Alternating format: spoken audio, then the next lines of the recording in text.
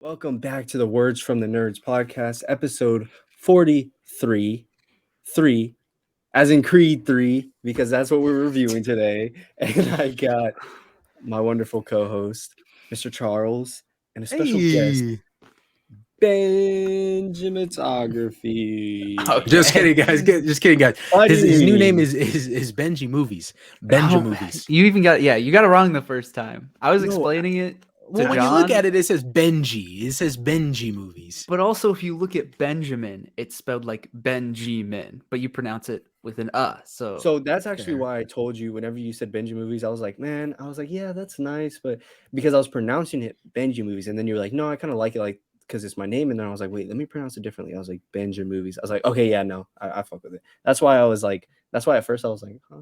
And actually, I messed up on your name. There you go, because you had it right there, and I was reading off there, so I didn't even think about it.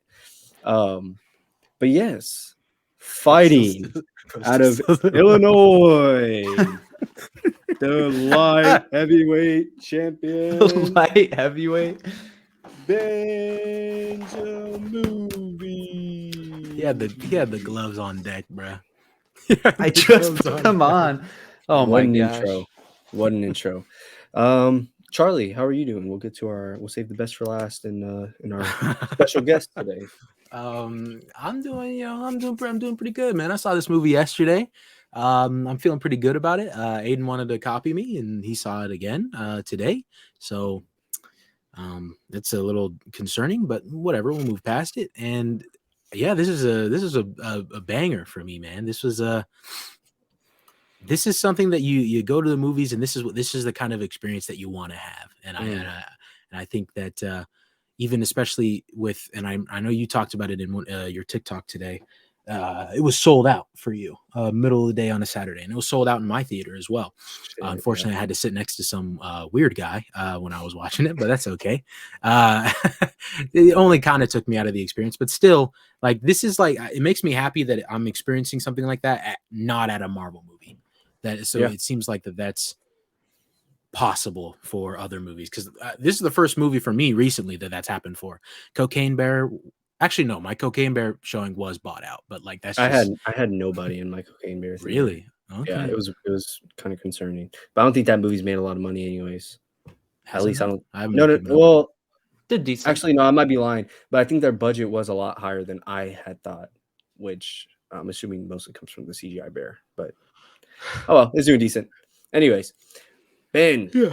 how have you been, man? Been a couple of weeks, man. Been a couple of weeks. It has been, and this is the movie that I wanted to come back for, Hell because yeah. I feel like this year's been a little bit underwhelming for movies, and Creed 3 was a special experience.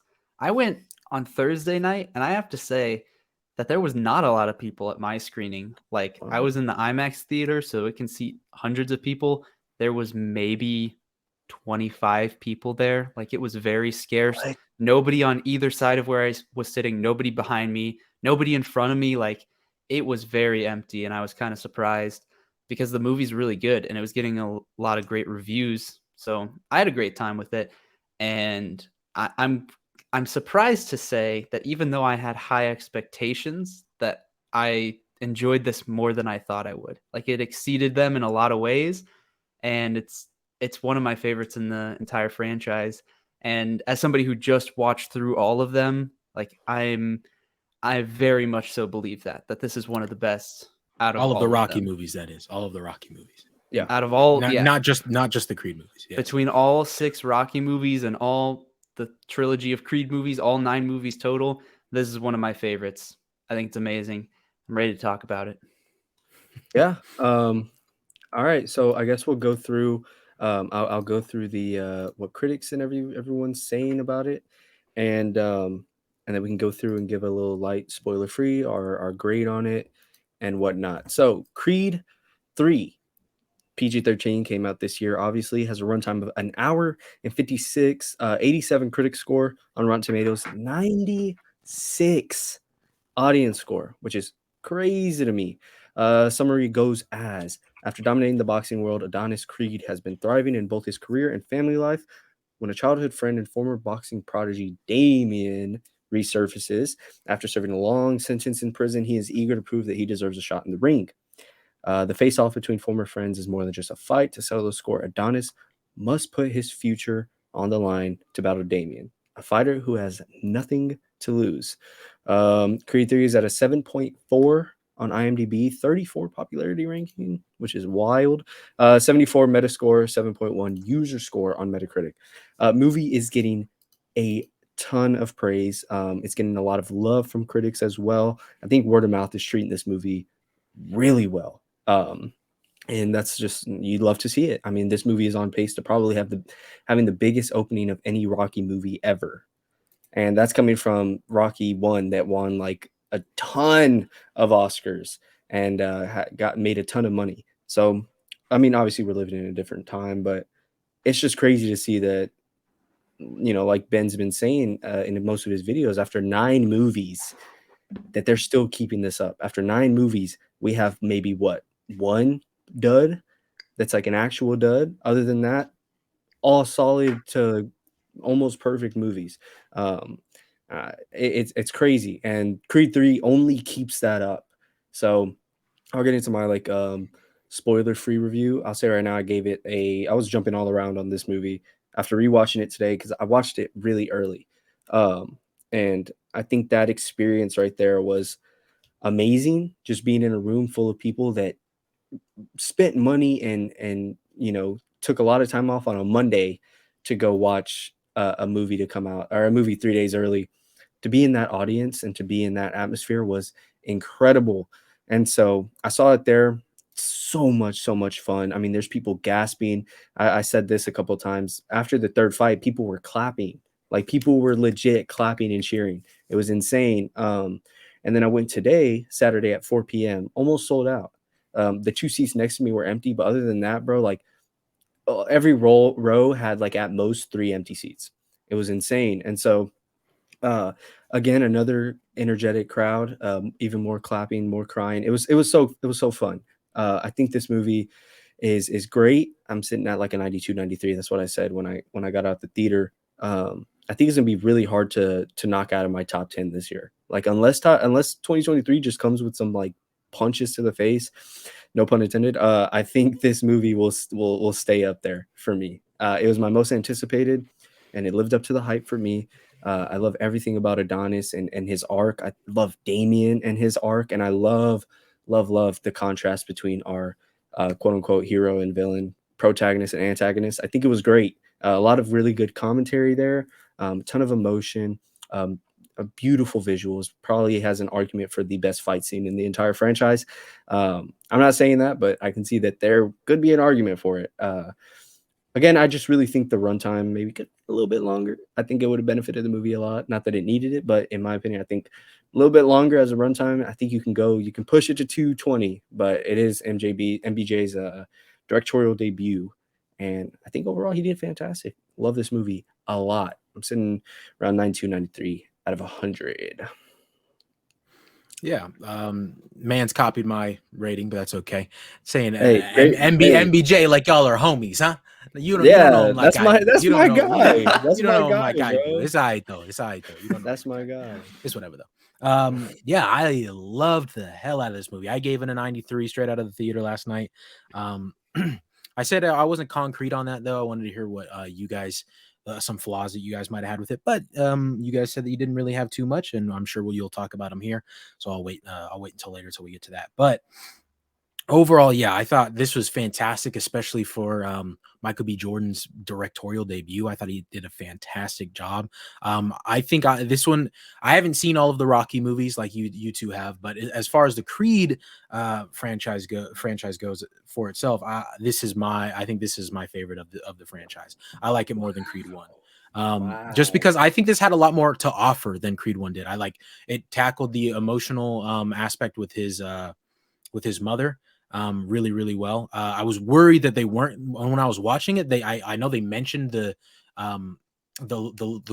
actually, I won't bring that up because that's kind of spoilery.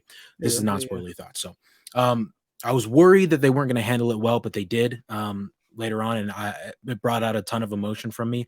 And I also think that the fight in this movie had a lot more stakes for me, even more so than Creed 2. Obviously, Creed 2, we know had stakes for Adonis just because of everything with Apollo. But I thought this one was a lot more deeply rooted in Adonis and his past, obviously. And so that just naturally gave it more stakes for me, and I just enjoyed it more. Obviously, Creed is a lot better of like an underdog story kind of thing, but I enjoy that kind of thing. But again, I just think this movie specifically hit on almost all the fields that I could have wanted it to, and I think it did it all amazingly. One thing that we talked about before we started recording, I wish Jonathan Majors got a little bit more time in the movie himself, but I'm sure we'll dive deeper into that later. Just because I love Jonathan Majors, and honestly, I texted you guys this last night. I found out that he's younger than Michael B. Jordan, and in this movie they play it off like he's older. I fully believed it. Yeah. I did not question for a second that Jonathan Majors is older than Michael B. Jordan. MBJ. But MBJ. listen, bro, I'm telling you, you don't know him like I do, bro. It's okay, bro. Seems like I he got might. him on the phone. I mean, I got him in my contacts right now, bro. Pull it up, man. Pull it up, man. Give him a ring. Mr. Oh, Michael? he picked up quick. That's crazy. Mike, but no. I love the addition of his daughter. Obviously, he had it. They had the daughter in Creed 2, but I love that the family dynamic that they had in this movie. I thought it was really heartwarming and touching, especially ending the movie on that. And that's very lightly spoilers for the movie, but I don't think that anybody's going to care too much about that. But no, yeah, I mean, there's one little plot line involving the daughter that we'll talk about later on that I guess I didn't quite love too much, but maybe you guys will have a different perspective on it. But yeah, I loved it. And I'm interested to see, because I know Michael B. Jordan said that he wishes to continue the series, and I'm so interested to see how that's going to happen, especially with everything that transpires in this movie. But yeah. I do want to say one thing real quick. Sorry, Ben. I'll get to you. I will challenge you, Charlie. If you ever have time, watch the Rocky movies. No. Watch the Rocky movies and then revisit Creed. I think then you'll view Creed in a completely different light. I watched Creed without watching the Rocky movies, and I loved it. I was like, yeah, this is a really good story. And I was like, yeah, I liked it. It was a good movie. I love an underdog story. But then I revisited it after watching the Rocky franchise, and it was completely different, bro. It was completely different. I don't know what it is, but just seeing Rocky again after everything in 1 through 5, it was so good. And there's just so much more stuff that you pick on that just hits even harder. Like when I first watched the movie, I think I teared up a couple times. When I watched it again the other day, I cried it a solid 3 times, bro. Like, I'm not even kidding. It was insane. What is this, the MCU? Also, I gotta watch 10 other movies before I can appreciate one. That's what a franchise is, right, Mr. Charles? Yeah, since the 70s. Okay, you've had time. Don't make me call Mike. All right, don't make me call Mike. Oh, now you're calling him Mike. Okay, which one is it? Which one is it? It's whatever he's feeling that day. So, okay. Second thing that I forgot to mention, this movie is trying to make a name for itself. It's trying to grab its own identity. Obviously, we see that without Sylvester Stallone and everything, all the controversy between him and the person that owns the rights to it. But I also want to touch on how big of a job Michael B. Jordan, Charlie's gonna cry. Michael B. Jordan had how much he had on his plate having to make this movie and having to make it without Rocky, and even having to make it not having to make it, but making it with very few references to Rocky, very few references to the Rocky franchise, other than maybe a name drop of Apollo when he's talking to Felix Chavez. I think the movie also does a great job at doing that, making it a name for itself. And I also want to praise Michael B. Jordan for that as well, because that's not always a easy thing to do when continuing a franchise, especially if it's your directorial debut. So 1,000 hats off to him. And so, yeah, I just wanted to touch on that because I was thinking about it while watching the movie, and I wanted to mention it. So, yeah, Ben. Yeah, I was gonna say what Aiden said about Creed, because I also really liked it, but watching the Rocky movies gave me a totally different perspective on it. And even just to further this, I went to go and watch this new movie with my roommate, and he hasn't seen the Rocky movies. but he loves Creed 1. And he loved it even without all of the backstory behind it. But he prefers Creed 3 as well. He said that it's his favorite of the trilogy. Interesting. Okay. So I think that might be just a thing where you do get a deeper appreciation. Not saying that you're necessarily incorrect. I think there will be some people that Oh agree with yeah. you, but I would agree with Aiden that it gave me a different perspective on Creed 1. But as for this movie, I loved it. I mean, it was everything that I wanted. And talking about Michael B. Jordan as a director, it's really interesting because what's happening with these movies is kind of a reflection of what happened in Creed 1, if that makes sense, where Adonis's character is trying to create his own legacy and he's trying to build his own thing, not just based off of his name and like step out of the shadow of his father's name and become his own thing. And in a similar way, like the Creed movies are trying to step out of the shadow of the Rocky franchise and become their own thing and state their own legacy. And that is a lot to do. And I think a lot of people were doubting it. I even know people who weren't even going to see this movie because of Rocky's lack of appearance in it. Yeah. And some people like they need Sylvester Stallone or they won't watch it. But I think Michael B. Jordan did a great job of crafting this story, continuing it in a very interesting way, and setting it up to be its own series and setting its own legacy. So I really like this movie, not just for the movie itself, but also what it's saying about this franchise and the people who are now working behind it. Because you can clearly tell that they care about these characters, they care about these stories. Jonathan Majors is amazing. The fight scenes, each one had something really unique about it that I loved. And I don't think that I was super high going throughout the movie. Like I really liked it, but I didn't have it as like one of the best in the entire franchise. But the last 30 minutes for me just like kept on pushing it further and further. And probably like my favorite last 30 minutes of any of these movies is this film. And I know Aiden said that some people might say it's the best final fight. For me, like there's no question about that. I think Yeah. it's easily like the most unique. I don't think anybody will argue that. But then also like how that adds to the emotion, I think is amazing. And I know we'll get into that as we talk about it. But I love this movie. It was everything that I wanted. And I really do hope that they continue this storyline. I know, like we'll talk about, it will seem interesting how they might do that. But then I point back to some of the Rocky movies because some of the Rocky movies also like made some creative choices where you're like, where are they going to take this story next? And they made it work for multiple more movies. So I hope they continue it. I'd be really interested to see. And I think they could definitely make it work in some way. I thought it was funny because right there when you said that, I thought you were going the opposite side of that, and I was going to be like Tommy Gunn because that Oh was my gosh. horrible. No, let's not do that again. I will say, Ben, you had mentioned something about the last 30 minutes, right? And you had mentioned that yesterday when you got to see the movie, and I had kind of because I got out of the theater Monday watching it. I watched a couple more movies in between then, and then I saw what you had said. So today I was like really excited to go back into it and keep a closer eye on the 30 minutes, the last 30 minutes, right? And kind of overanalyze everything that was going on and kind of just allow myself to be sucked into the movie again.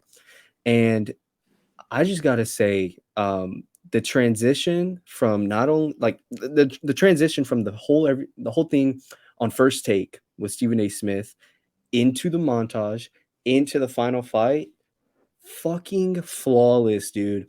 I love when Damien calls in and Adonis just looks at the camera and he's like, Damien, not here. Not here. I was like, ooh, and he was like, nah, this live, bro. We doing it here. I was like, dude, this is heat. Cause I'm sitting there, I already know everything that happens, but just hearing people, like when he called him baby Creed at the beach, automatic gas, bro. Automatic gasps. And it was just so good. And those last 30 minutes, the montage was it was perfect, dude. It was perfect. So yeah, seeing all those things transition into one another, I think not only made the pacing a lot better, but dude, like just kind of solidified the movie for me and their arcs. That's crazy. Come on, Charlie. Come on, Charlie. What you gotta say, man? I didn't nothing, man. You know, the more you guys talk about it, I think the more I dislike this movie. It's crazy. Dude, we have to savor this moment because this is like one of the rare times that we're all coming out of the theater like banger, and the next person is like, yeah, that was he, and then we're just waiting on the last person like, yo, what's your review? What do you think? And you're like, yeah, she was fire. It's like, let's go. Especially after the year we've had for movies so far. Yeah. This feels Yeah. special. We all liked Cocaine Bear. Come on now. Okay. Yeah. No, we're not That doing is a true. podcast on that movie, so that Better tells you than- something. Better than Ant-Man. Yeah. True. Hey, but yeah, with that logic, we did a couple podcasts on Ant-Man. But so I guess diving into full spoiler territory then. I wanted to just jump into the one plot that I didn't really like. It was with the daughter fighting at school. It seemed kind of just like a throwaway thing. Like it was just something that they needed to include in there to give the family drama a little bit of a push. I was interested in it, and I thought it was a very compelling conversation. Like obviously like the life of a boxer, and he's trying to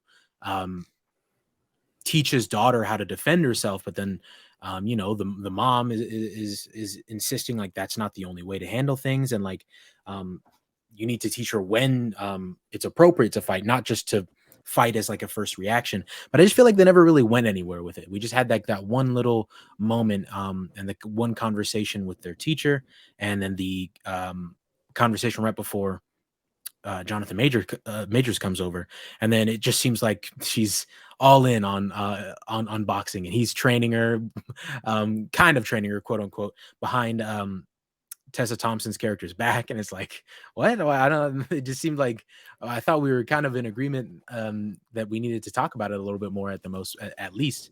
But then I don't know. It always seemed like it got wrapped up rather quickly, and I would have liked to have seen more of it. So I think I agree with Aiden in that aspect. Like they could have tacked on a bit more time to this movie, just to add like little things like that, and also, which I'll talk about a little bit later, I guess.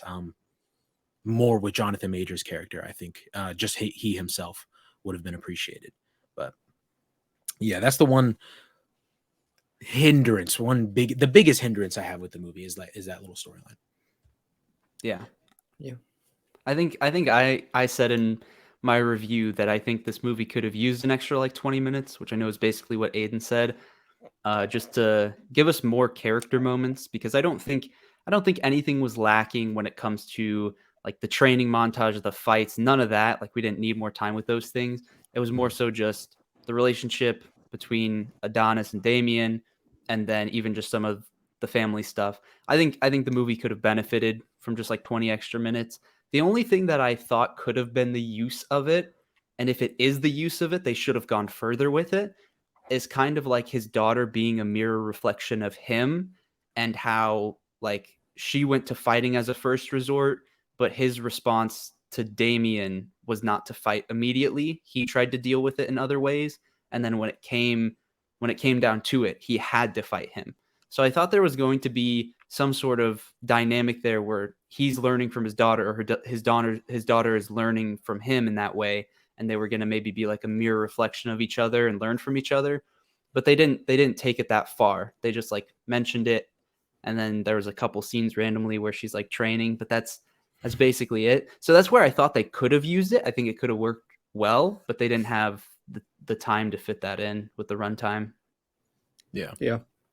It definitely would have worked a lot better. I will say I love a line Bianca says, and I couldn't write it down fast enough, so I don't really remember. So I'm trying to go off the top of my head, where she tells Adonis, she says she has to know why she's fighting. She has to know what she's fighting for, why she's fighting, not just something. I forget the rest, but Not just how. basically saying, yeah, Something. just not just how to fight, but like what she's fighting for. I don't remember the rest. And I think that's even that also, yeah, in a way kind of mirrors Adonis, because all that happens before they sit down together at are we getting into full spoilers? Yeah. Okay. Full spoilers. If you haven't watched the movie, go watch it, come back. If you have watched the movie, feel free to stay. Got got some more time here. everything that happens when they sit down at the funeral or after the funeral of Mama Creed. sh- He he opens up to Bianca and he tells her, he's not going to stop unless I don't know, do what I have to do, whatever. And Bianca basically tells him, go do what you have to do, you know? And that could have been another way that his daughter's storyline could have interwove with his, exactly like Ben said.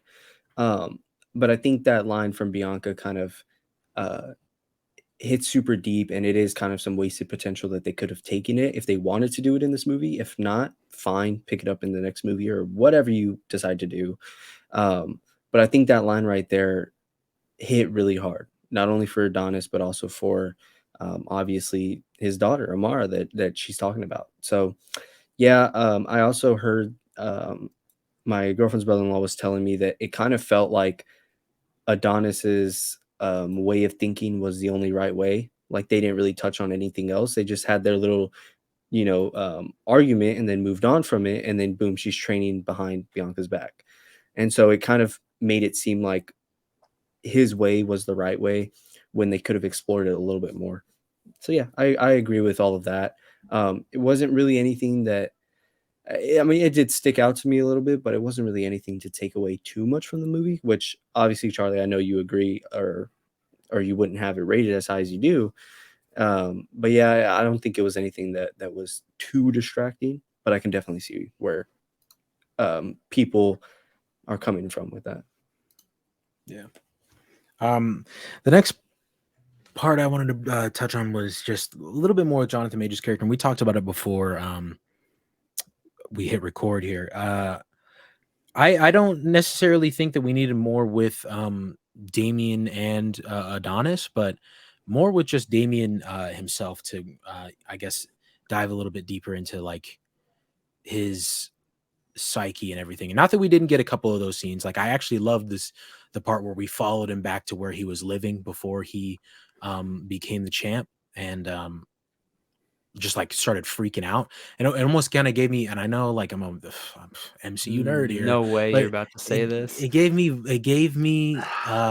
Daredevil season 3 vibes with Bullseye, because he went back home and freaked out, and I actually love that scene in Daredevil season 3 as well.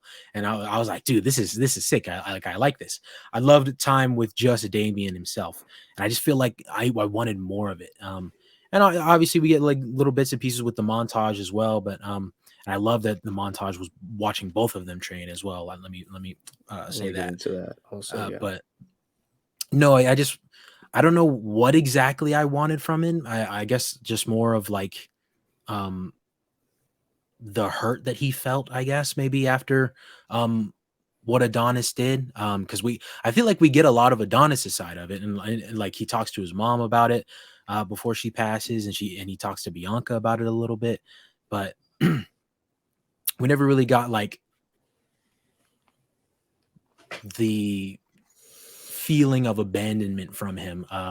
We just kind of saw the aftermath of it, the boiling anger, and like, I don't need you anymore on the beach and everything like that. But I guess I would have liked to see the smaller parts of it, like the build up to it, like in between, like the points where you can see that he's very pissed at Adonis, like when he is sparring with I forget the champ, Felix. Felix, yeah. When he was sparring with Felix and they got like pissed off at each other.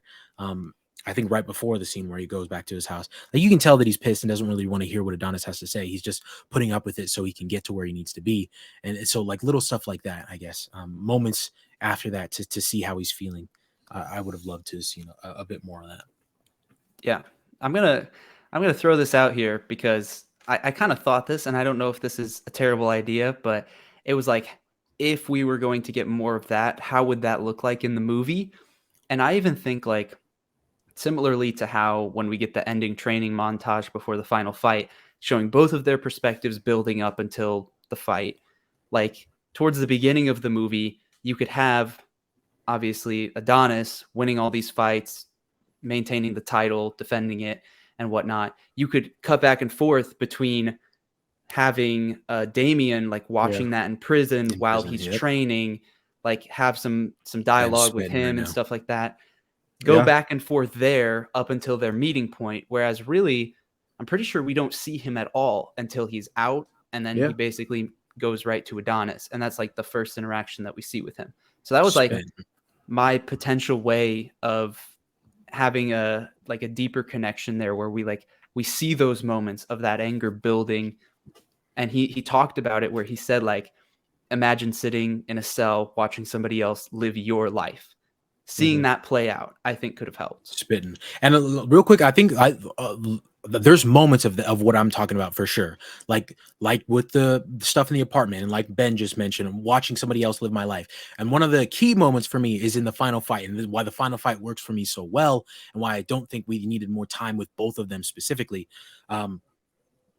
Especially the way Jonathan Major plays it. When they're sitting on each side of each corner, and then they're looking at each other and they see the younger versions of themselves.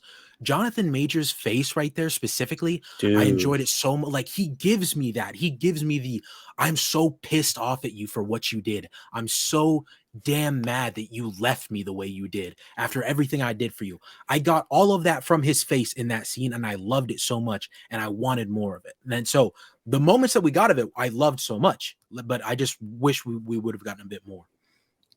Yeah. I'll also say in that scene, dude, Jonathan Majors does it a couple times where he kind of grunts his nose and picks his lips up, where he's kind of like, and he's like, you can see it in his eyes that he's like, it looks like he's about to cry because of how pissed off he is.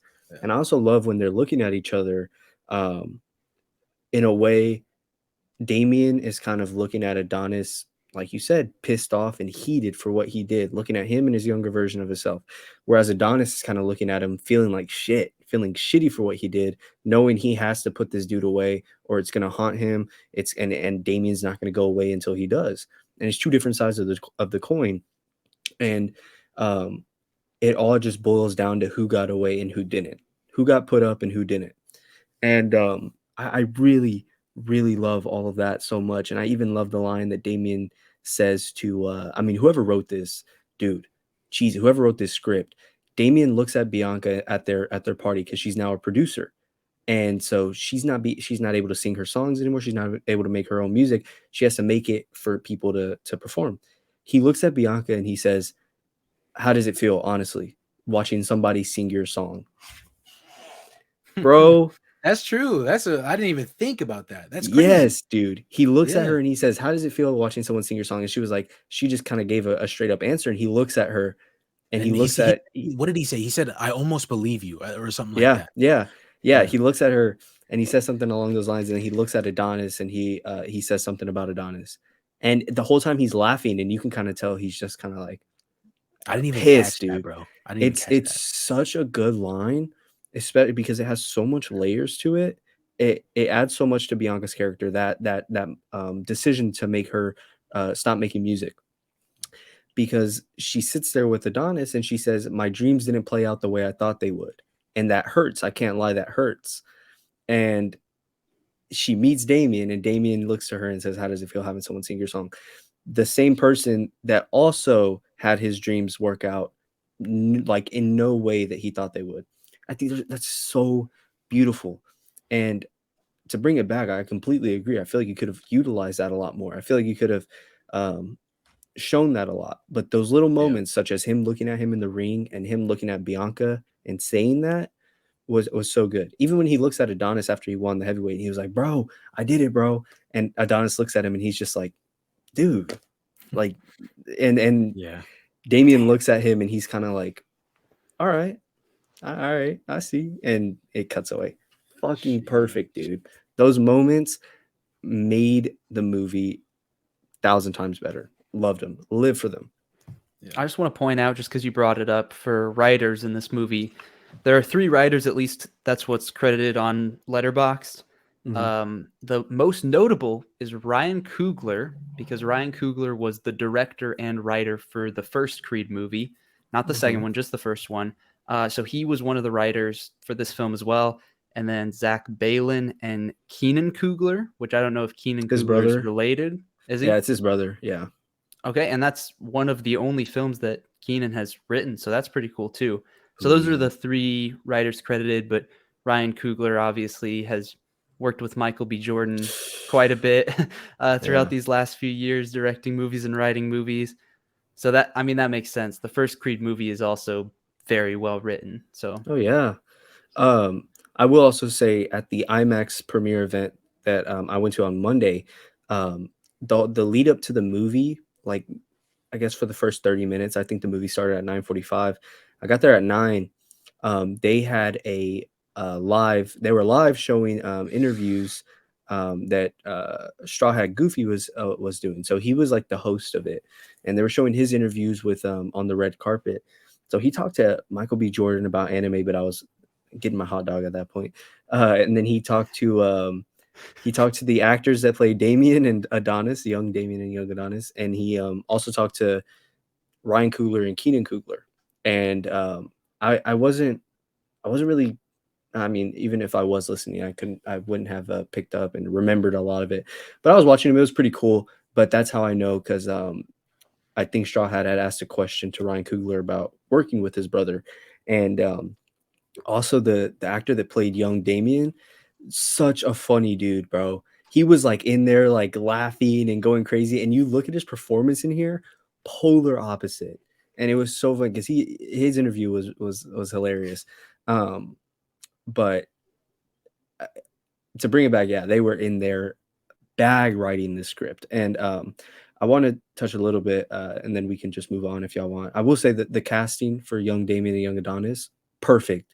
Like, oh my god, how good was that, bro? Like he looks like I could tell that this is them, you know, and like it's obviously supposed to be, but there's sometimes where you look at casting and you're like, what? And for Haunting of Hill House, I don't know if you ever watched it on Netflix. Haunting of Hill House, they had it's not that good, but they had the do y'all know the actress that is in You? I forget what else she's in, but I forget her name, but I think she plays someone named Love. She was in that, and the younger version of her was the little girl from Megan. And at the time watching it, that's like it's like a family, and that's one of the siblings. And the other ones, dude, the casting is insane. Like it was so crazy. I actually thought that they might have filmed them when they were younger, and I don't know why. I was like, dude, how did they pull this off? Because the casting was insane. But that's the same feeling I got watching this one. They act the exact same as their adult counterparts, and they look crazy alike. One thing I liked about the flashbacks in this movie, speaking of younger versions of them, I don't think they were too heavy handed. I feel like it's easy to do flashbacks a little bit too heavy, hard handedly or heavy handedly, and they almost didn't do it enough. I almost felt like, but Yeah, for but sure. not. I don't actually think that. But just while I was watching, I was getting worried to a certain extent that they weren't going to. But I like how, because usually I feel like the typical thing to do when they're finally telling a story about their past, you start showing the flashback as they're telling the story, and they didn't do that. They gave us little bits and pieces of it, like of Leon beating them in the group home and everything like that. I think we saw one little clip of it in a flashback. But for the most part, it's just raw watching Adonis tell Bianca about it, like just close-ups of both of their faces as it's happening.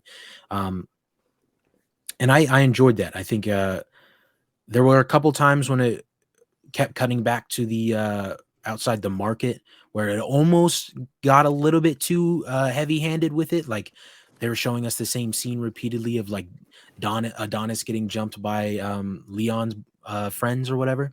Mhm. And luckily it kept showing us bits and pieces more of that scene to the point where it kept me roped in and not so frustrated with it, like showing Adonis start to run away and everything like that, and then showing the cops roll up, Yeah. everything like that. And so I don't know. I think long story long, I guess they did a good job of the flashbacks in this movie and didn't do them too much. And I think they did them in a slightly different way that I appreciated. Yeah, I Yeah. agree. And I even think when he goes back to that supermarket later on and he's there like reflecting emotionally and he gets interrupted because of what happens to his mother. And something that's interesting to me about that is that part of what was at the core of moments of this movie is like letting go of the past and moving into what's next. There's even a line from So good, dude. from Duke. Duke, yeah, during the So final good. fight. I think it was in the trailer too, so I was anticipating it. Yeah. But when he says like walk away from what was and step into what is, that phrase to me, that was great. And I think Yeah. like that's shown so many times throughout this movie, and that was one of those scenes, is like there's something that you're struggling with in the past emotionally, but like in this case he was literally interrupted by something that was more emotionally necessary, that was needing his attention with his mother. But then that kind of translated into the fight as well, which was kind of cool. Yeah. I absolutely love that scene when Duke is just talking to him. And I honestly wish I could just like have a video of everything he says to him, because it's such a powerful scene. And the way Adonis just sits there and he breathes out and he's just like grunting, and then he looks over and Damien is sitting there pissed off, grunting as well, with that look on his face like he's about to cry. And all he says is, walk away from what was and walk into what is. So damn good, dude.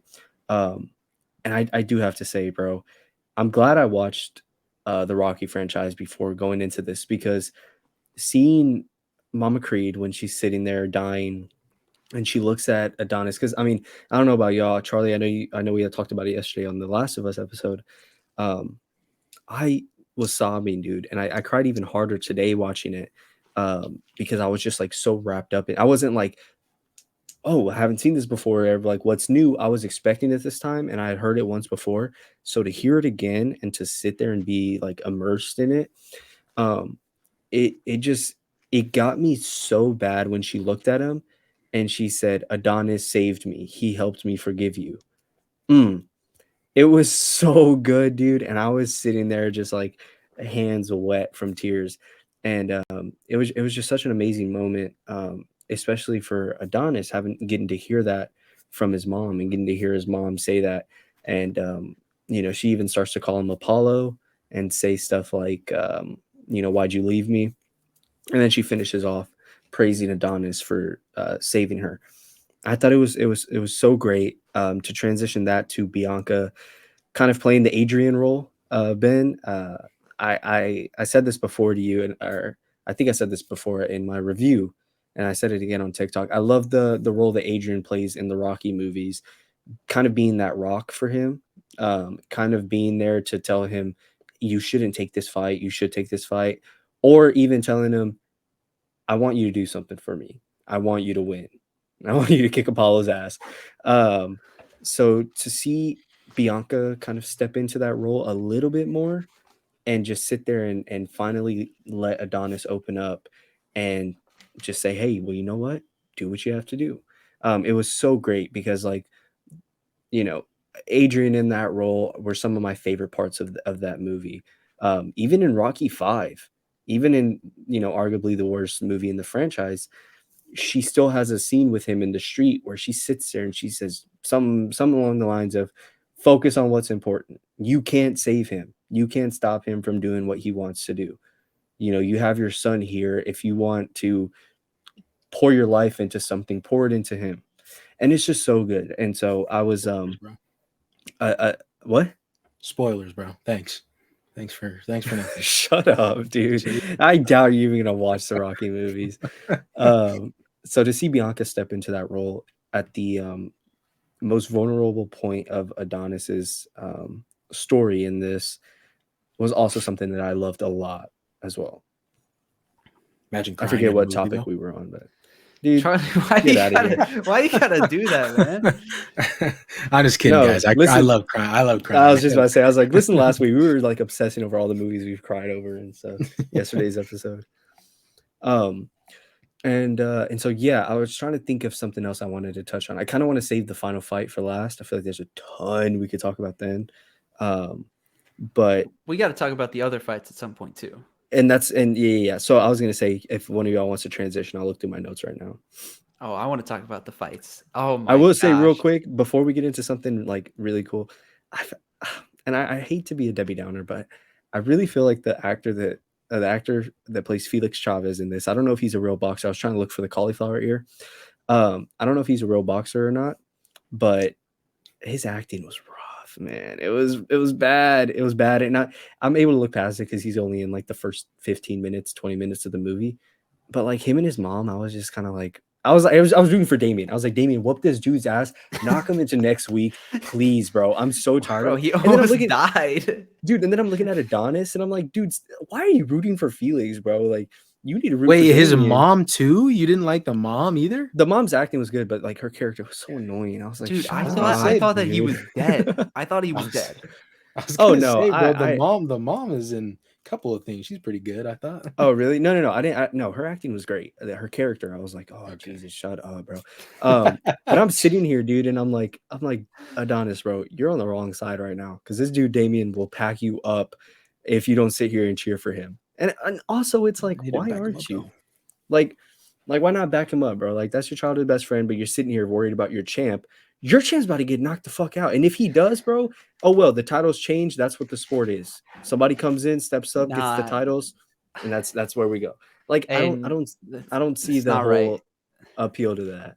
No, I think you're just wrong here. I'm not gonna lie, because About what? the whole thing about him and like his support was that Damien was breaking rules.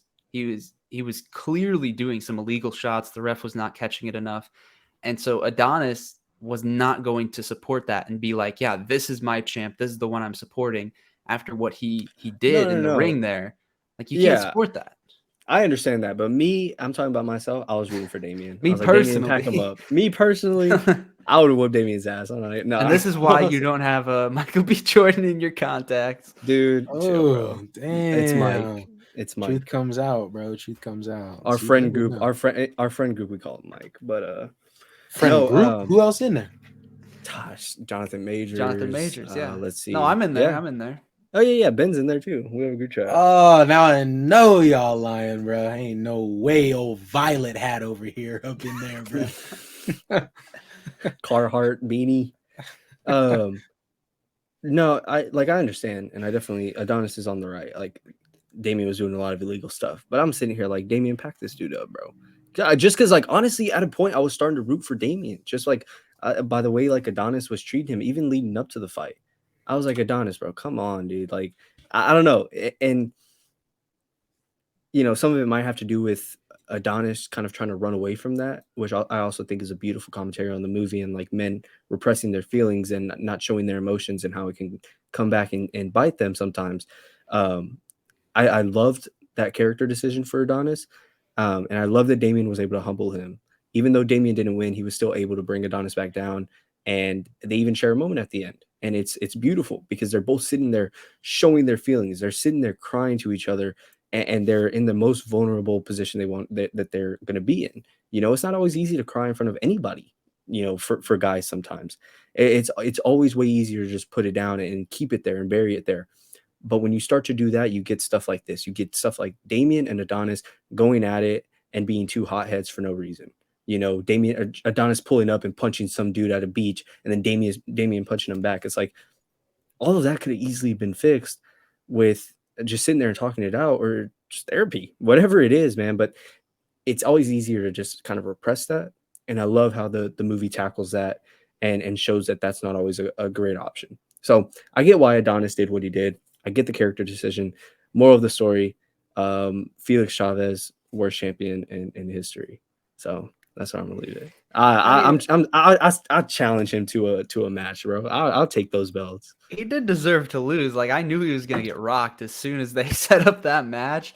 Like it's Oh over yeah, no, for I him. know. You know that Yeah, Damien's about to just give him the smoke, but I'm just great fight saying. though. It was a great fight. It was fun to see. Like it was violent and it was brutal, but like I liked seeing Damien kind of just being like and just like when he punches his arm, bro, whole audience was like, oh, and it was so much fun, dude. I was like, I Damien, think bro.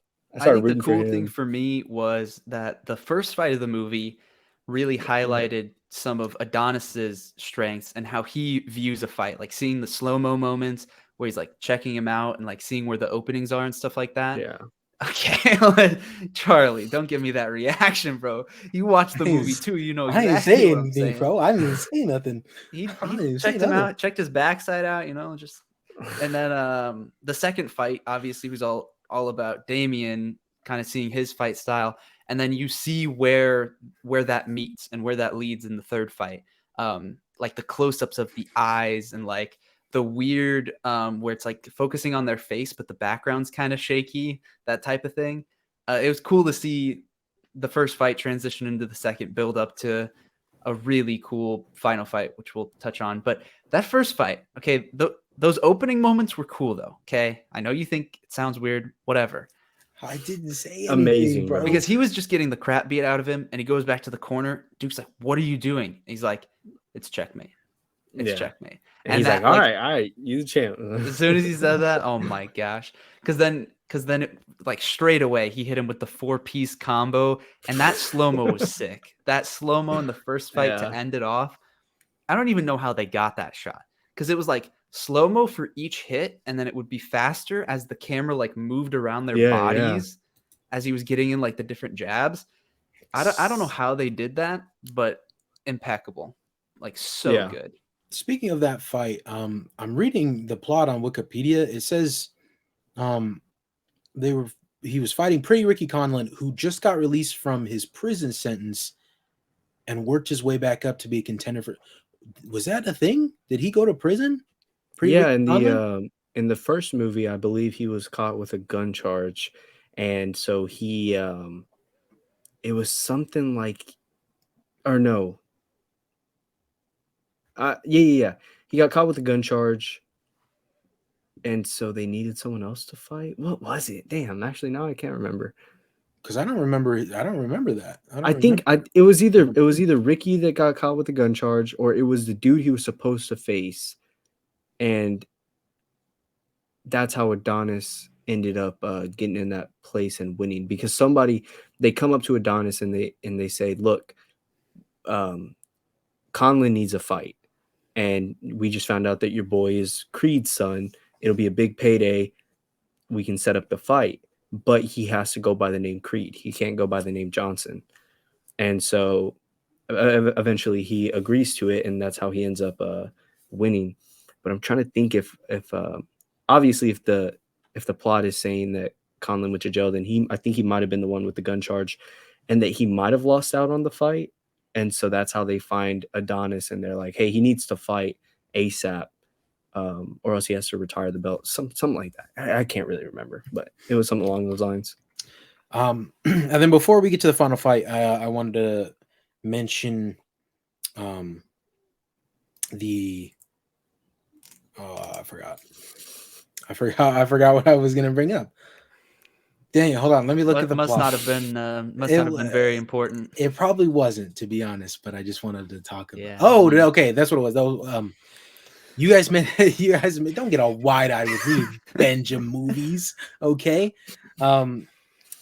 It was, since you guys mentioned how the Rocky movies found a way to continue to move on after certain points. So my thing with this movie, and Aiden and I talked about it a little bit yesterday, either on the Last of Us podcast or right before we started recording.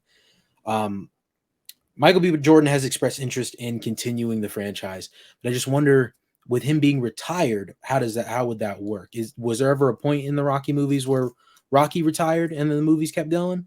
Yes. Is that what Rocky Balboa is? I mean, he retired. I mean, he retired for most of this movie. Like, they still had an entire story where we saw a beginning fight and he was retired, and then he came back just at the end. Is that not going to get tacky? Like every movie from now on, we wait until he's I got to come out of retirement. You would think so, but like Rocky retires multiple times throughout the series, but then they always find like a unique way to get him back involved in fighting somehow. And I think even just like starting with the third Rocky movie, he retires from fighting, and then multiple times throughout the series, he's like, I'm done at this point. I'm done at this point. And it doesn't feel repetitive because him returning to it feels very earned. Like it makes sense. Kind of like this movie did. Like they found a way to make it so like we knew that Adonis had to come back to fighting for this one match. and he could say he's retired now. But if they have the material and the characters to set it up in an interesting way, they could justify him potentially coming back in the future, if that's even the route that they're going. Because we don't know the route that they're going. I feel like they made a point to talk about how old he is in this for some reason as well. So I don't. It just seems like it'd be hard to convince me in the future. Like multiple times, he's like, "You old, bruh. You old. You ain't got you can't get back into it like this. You're old news." And then like even with Jonathan Major's character Felix in that fight that we were talking about before, Felix is like, "Shut up, old man," or some. I like that banter. That's a little side note. I love the banter in these fights. But he's like, "Man, you old," or something like that. It's like, I mean, granted, that's Jonathan Major's character, that's Damien, but the same was said for Michael B. Jordan's character as well.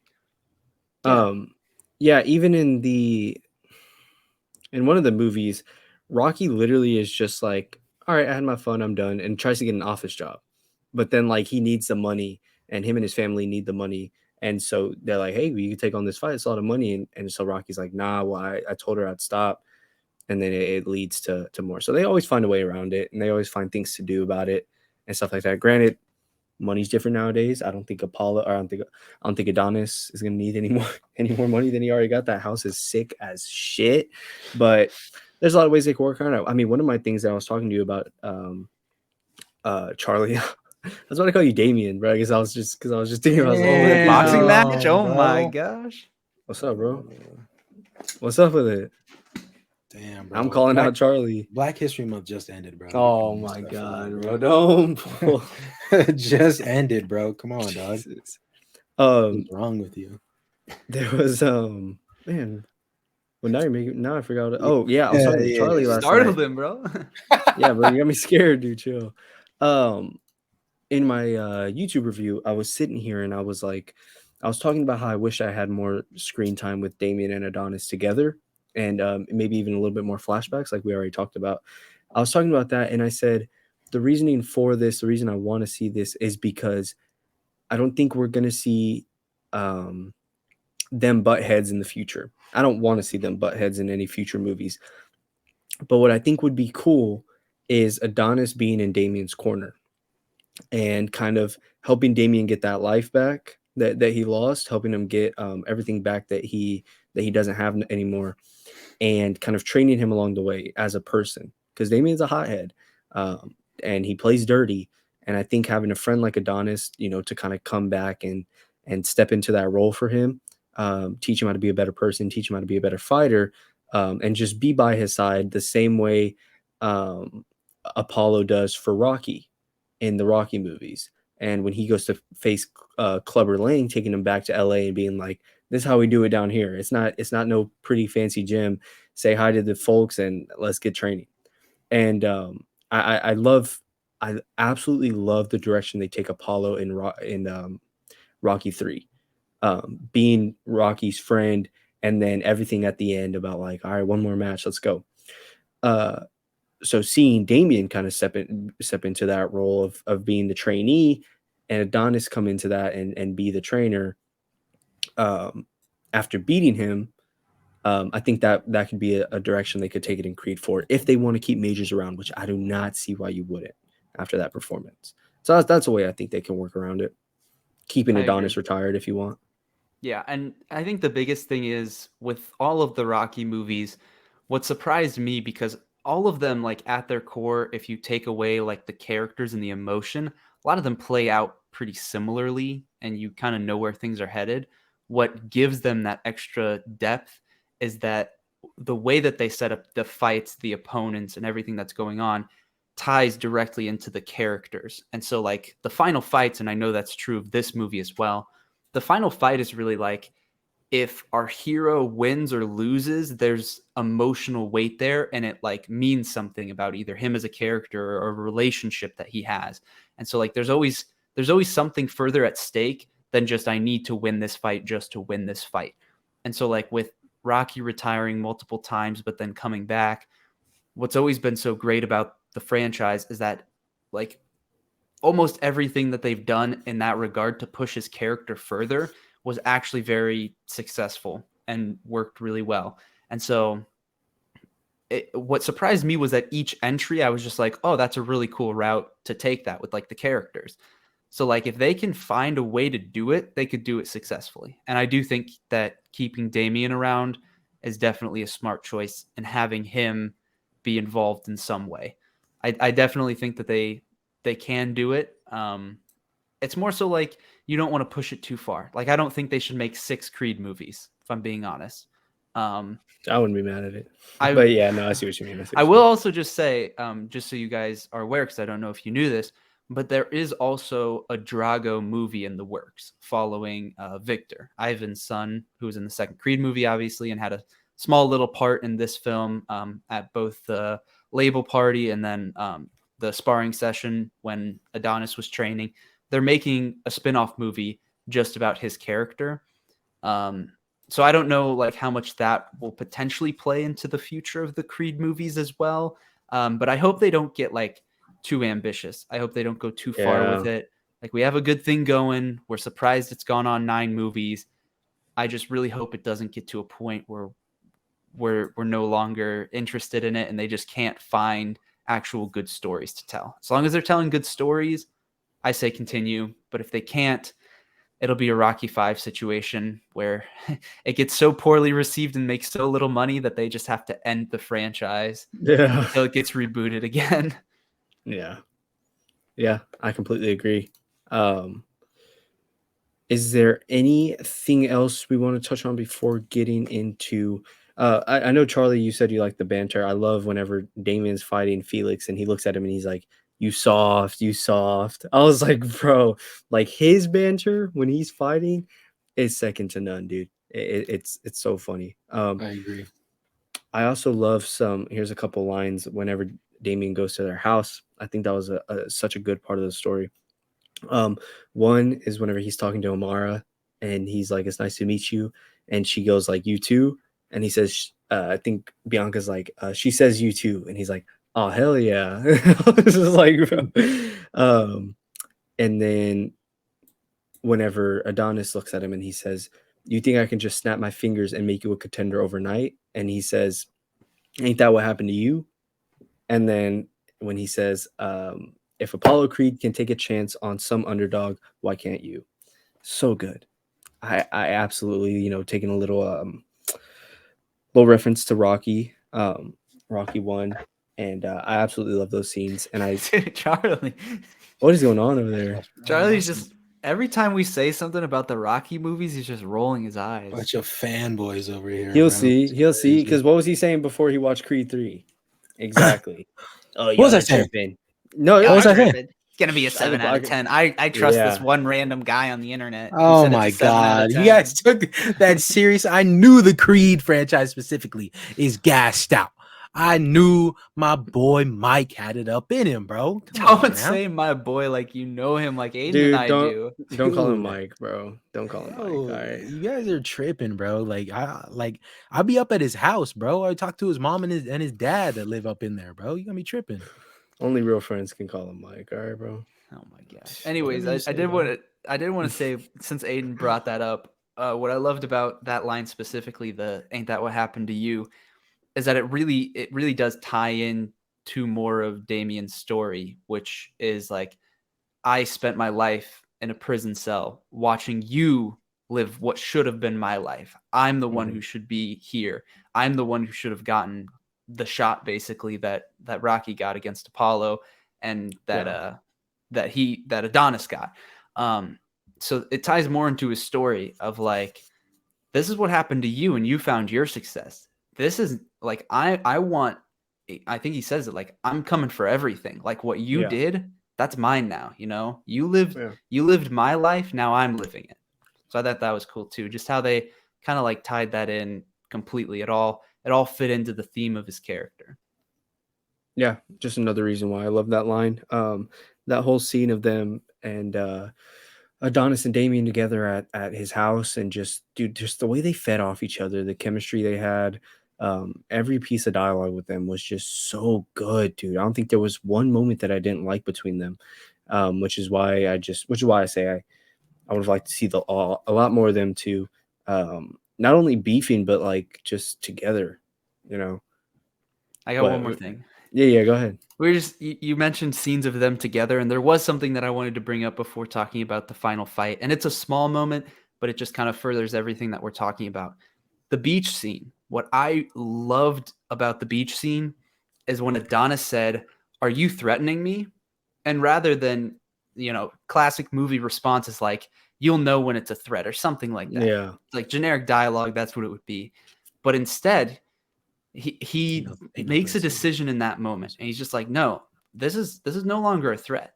No, this is real." And he just Promise. punches him. Doesn't Yeah. even say a word. He's just like, "This is not a threat. This is serious. This is for real." I love Yeah. that because it just shows where his character was. Yeah. Yeah, I also like the line. I think he kneels down to him and he says, there ain't no threats, it's just promises. And then he stands up and he looks at him and he's like, he said, why don't you help yourself up? Help yourself up. Don't get anyone to help you. He said, why don't you help yourself up? I was like, damn, dude. That's when I was like, yeah, this dude, Damien, this man is not playing. He is him. He is him and he is here. I loved that moment so much. He had a lot of really good scenes, not scenes, but he had a lot of good lines in here.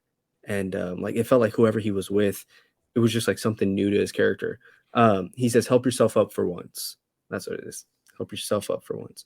I also love that scene where I mean, dude, Michael B. Jordan shows like some crazy emotion when he's sitting there talking to Bianca and she's like, is it about Leon? And like they get into an argument and he gets up and he's like, leave it, let it lie, leave it. And Amara walks in and she looks at him and she says, you figure your shit out, because what cannot happen is her seeing you like this. And he looks at her and he looks down and then she waves off and he says, I love you to her in sign language. It was so good, dude. It was so damn good. I love that scene. Yeah. Bro. Ride it some more. What is Charlie on? I'm just kidding, bro. I'm sorry. Damn, I'm sorry, bro. It just We like mentioned it's one natural time to we me, said, bro. I'm "Hey, sorry. we love this movie. Let's have a positive discussion. We got a lot of great stuff to talk about." And so many times Charlie's just rolling his eyes and I'm sorry, all these bro. guys riding this movie. I've had to fight for my life too much, bro. It's natural. I've had to fight for my life in the group chat, not in our group chat but specifically, but in past group chat. It's second nature. Okay, all right. I'm sorry. Couple more things. Oh, okay. Oh, what were you gonna say, Charlie? Okay. No, I was gonna go to the final fight, but no. If you Yeah. No, well, a couple more things before you get there. Just because I was looking through my notes. I think it was a great line that Duke says to Adonis. He says, "You're old. We can't hide all your flaws, but we can make them your strengths." Goated bar right there. Bars That's during the training in sequence, this movie. right? Yeah. I thought we were gonna combine the final fight and training sequence discussion. No. Oh, we well, got some stuff to talk about with the training sequence too. At least I do. If we are, then I'll save this other one. And then just like as a segue into the training, just the black and white for Dame and Adonis, kind of like a yin and yang. I love that touch right there. And I remember seeing that fight in the trailer, seeing like the cutting back and forth to them, and seeing that one was going to be wearing all black and one was going to be wearing all white. And I was like, this was before I knew anything about the anime stuff. This was like when the trailer first came out. I was like, this fight scene is going to look so beautiful, dude. It's going to look so beautiful and it's going to be so good. Just watch. And sure enough, Michael B. Jordan made it look even crazier. So, yeah, now we can get into all of that. Because I have some stuff on the montage anyway, so. Oh my gosh, the montage was so good. I know I already told you guys, I've been listening to the soundtrack because there are moments in that are so well done. And I think like the way that they combined everything into the full picture of what it was is what worked so well for me, because it was going like the back and forth between Adonis and Damien, showing that, Adonis struggling with his training, showing his age, stuff like that. And Damien just demolishing everything during his training. Even just like the cool callback of having Drago and Adonis sparring, and like he's clearly showing his strength, because I mean Drago is a formidable opponent. Dude is massive. Okay, Charlie. Nah, I think Charlie. You're not that guy. I think Charlie could take him, bro. I get that one to Charlie. I think that's Charlie. Could take him where? Take him where? Take him 12 rounds. What are you talking Okay. about? Sure. That's what I'm thinking. And then right before the main event is gonna be me and Felix. Anyways, continue. Okay. So like all of that, and then I think my favorite moment of the training montage is after he gets knocked down by Drago, and there's a callback to Creed 1, which in that final fight he's down on the ground, and like I think he hears Bianca's voice or he hears Rocky's voice or something like that, and it just like it hits him and he pumps back up. And so like in the training montage, there's a specific piece of music that's playing during that scene, which not only was the music really good in that scene, but he gets that kick in him again, and then he pushes himself back up. But then when he takes off the headgear, and this is oddly specific, but the song that's playing is called "Heavy Is the Head," I'm pretty sure, and it's talking about basically the crown, right?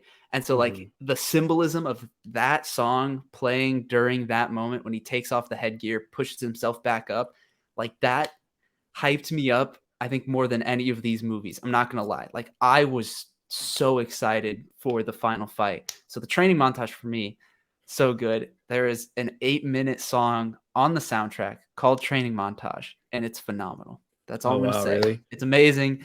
I love the training montage. Like it got me hyped up, which I know a lot of these movies do that, but like this one specifically with the callbacks and everything, I was just pumped. Yeah, I agree with the callback thing specifically because it did a callback to both the first Creed movie and the second Creed movie. And the second Creed movie, I kind of loved the get back up moment more. Like it's when he's bent over and just starts like pounding on the bottom of the arena. And I got so hyped. I remember sitting in the theater watching that scene. And so to see that again, I was like, dude, this is crazy. This is the MCU. This is like Endgame. I was like, okay. This is like Endgame portals. I was like, this is crazy, bro. I'm so hyped right now. Like this is wild. Bro, calm down. No Way Home, which is more accurate. Excuse me. Nostalgia. I see y'all's 2 callbacks, and I raise you another because there's one scene that I love so much where Creed is running through the road and he stops and there's a mirror in the middle of the road and he looks at it, and then it cuts to Damien looking at a mirror also, and it's a callback to Rocky 1 when Rocky first starts to train Creed and he makes him look in a mirror and he says, that person right there is the only one that's ever going to stop you. And he makes Creed look in the mirror, and Creed starts sparring and shadow boxing in front of the mirror while looking at himself. While he's doing that, Damien is also doing that, showing that, obviously both of these men are the only men that are going to be able to hold themselves back when it comes to their fight. I absolutely love that scene, not only because visually it looks so good, like it shows the background of like the horizon. And Ben, now every time, because I know you watch Fablemans, every time I see a horizon shot, I always think back to the end where he's like he said something about middle horizon in the middle is bland, on the top is boring, whatever, stuff like that. And then at the end, they just fix the camera. Yeah. But it's beautiful because the skyline is behind him and it's like a sunset and it's just a mirror and he's looking at it fighting. And then it cuts to Damien looking at himself in the mirror. I thought that was such a nice callback because that truly is it, not even just in this movie, but like in general, like the only person to stop yourself is you. It just so happens that these 2 men are about to fight each other. And what do you know? The only 2 people that are going to stop them is themselves. And so I love that scene also. There's a lot of callbacks. And as soon as you mentioned it, and then as soon as Charlie mentioned his, I was like, if Charlie doesn't mention the one I'm about to say, this little piece of discussion right here is going to be goated. And so I was like, let's go. Yeah. And one thing I like. Shut up. One thing I like. Okay. One thing I like. I feel like the training montages have all gotten better in each Creed movie. I think they've gotten better and better and better, and I appreciate and love that so much because I've always liked the desert one more than I liked when he was like running down the street with the. Not that was bad, but I just like the desert one more than I like him running with the dirt bikes and the quads in Philadelphia. Dude, I like that. I don't mean to cut you off, but I really do, Charlie. If you ever have the chance, watch the Rocky movies, because at the end of that montage when he goes up to Rocky's window and he looks at him and he's celebrating in front of Rocky. That's probably like the hardest I've cried in any of these movies, bro. Is that moment right there. Just because of reminded everything. me when Rocky was a little baby in Rocky pre-sequel 54, and Rocky was just like, "Oh my gosh, I'm so happy right now." It's 5 movies. Six. Oh my gosh, bro! Like, Oh yeah, 6. You're right. dude, Have you ever watched Rocky? No, not even the first one. Dude, that first one's a treat, bro. First one's Most of them are on Netflix. Which one is it? Which ones aren't? The 6th. You can watch the first 5 on Netflix. What's the 6th one? Wait, Rocky I Balboa. thought. Oh, okay. I thought So that was Rocky 5 for some reason. There's just Rocky 1 through 5, and then Rocky Balboa. Because Rocky 5 was really what, like, it kind of was the downfall of the series, just because it was so poorly received and made so little money. It's like quite a while later that they made Rocky Balboa. That came out in 2006, and then Creed came out in 2015. Speaking of stuff being on streaming services, real quick, when I was rewatching all the Creed movies in preparation for this, I rented Creed 1 from and then Apple, they dropped it on HBO and then they Max, put it on dude. HBO Max, bro. I was so mad. Yeah. I mean, it was only like $4, but I was like, bro, come on, dude. Yeah, man, nobody cares, bro. Creed, put the finger down. Creed 2. Put it down. Put it down, bro. Wow. I had those, or you had those? No, I had them, but I had them out because I just watched those movies last week. I thought you set it up specifically for this. I was like, oh, wow, I did set them there specifically for this, but nice. I had them out. Yeah. Why isn't the TV on, bro? Oh yeah, dude, you need to bring that back, bro. Yeah, I was actually. You see what's right there? That's the Indiana Jones movies. You starting that? I might start John Wick here soon. I've already seen them, but I'm like, I did the Scream movies. No, I'm yeah, doing yeah. Indiana Jones, John Wick all at once. Look, Got to get all the rewatches in. I haven't watched any of the Scream movies, and I'm not going to. I'm gonna watch 6, but I'm not about to sit here. 6 without any of the others? Okay. Yeah, I don't really, because I don't really care. I just like, I don't know. It's not interesting to me. You know, I kind of look at it and I just sit here and I'm like, what are you doing for 6 movies with like this? And I'm pretty sure it's interesting stuff. I feel like I'd rather prioritize John Wick, Indiana Jones, and stuff like that than I'll just tell you, horror movies aren't really my thing. Because I've seen all of those franchises. Definitely watch John Wick above the Scream movies. Speaking of riding, that's crazy. John Wick is peak. Hey, best action franchise. My time is up. My Creed 3 riding time is up. We gotta give the saddle riding time. We gotta give the saddle to Ben. Give the saddle to Ben. I think it's possible that John Wick 4 is better than Creed 3. I'm just saying.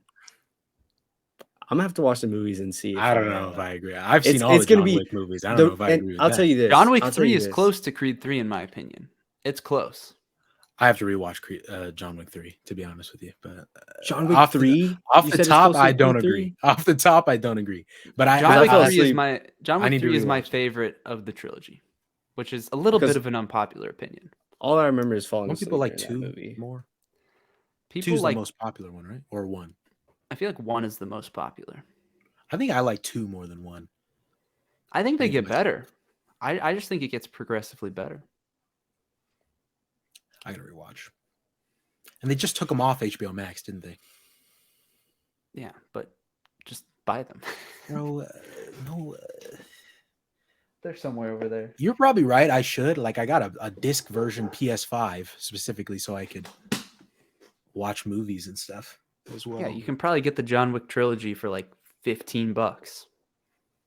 The whole thing? I got the Lord of the Rings trilogy for like $10. That's old, bruh. I know, but like, but it's Lord of the Rings. Okay, but I'm giving you a price range, Mr. Charlie. I guarantee you. Plus, ain't nobody trying to buy those, bruh. Come on now, Lord of the Rings. Lord of the Rings.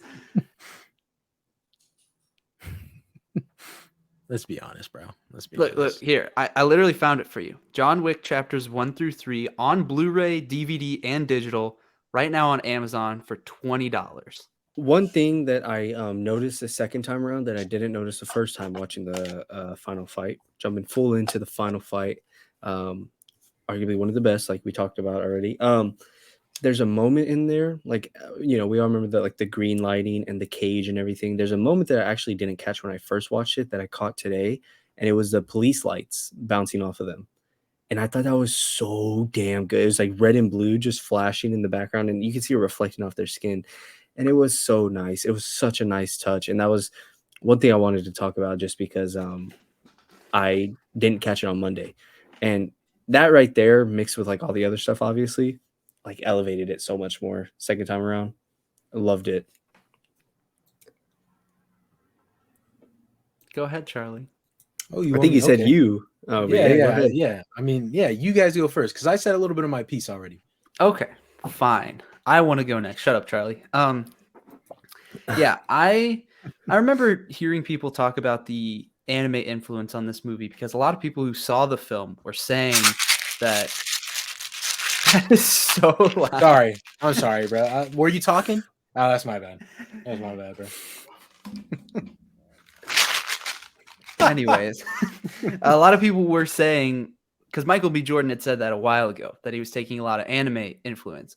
And I didn't know exactly how that was going to translate into fight scenes. I didn't know if it meant like with certain camera work or slow-mo, or some of it was direct influence. Like, I don't know if you guys have seen some of the stills The comparing like comparisons. the moment where they both make contact with each other and hit each other in the face is like a direct rip from, I forget which anime it is, but I definitely Dragon Ball Z. no, I don't think that the Dragon Ball Z was the gut punch slow mo I think where it you was see the also sweat the particles. yeah. I Was that think it was Dragon Ball also Z? it looked like it. I don't watch anime, so I saw but yeah. somebody breaking it down earlier, talking about some of the specific moments. But I didn't know exactly what that would look like. And what I found to be really cool is that like whenever they used it, they didn't overuse it. Like the first fight scene, it was the little moments where you're kind of focusing on him noticing the openings and doing that multiple times before the slow-mo 4-piece combo at the end.